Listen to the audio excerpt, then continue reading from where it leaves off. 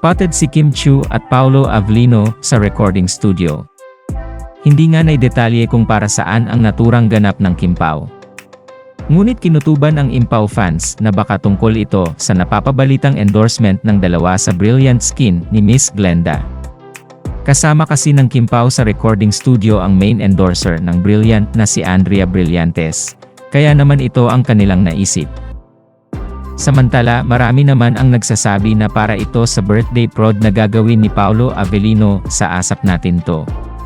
Matatandaan kasi na birthday month ngayon ni Paolo, kaya naman paniguradong may birthday prod ito sa naturang show. Isa pa ay nagkaroon din ng special appearance si Paolo nitong nagdaang birthday ni Kim, kaya naman malaki ang chance na ganito din ang gawin ni Kim Chiu sa birthday ni Paolo Avellino. Gayunpaman excited na ang Kim Pao fans kung para saan ang ginawa na ito ni na Kim at Paolo. Sa kabilang banda hataw kung hataw si Kim Chiu sa kanyang last event kanina sa World Trade Center sa Pasay. Narito at panoorin natin ang ilan sa kanyang performance.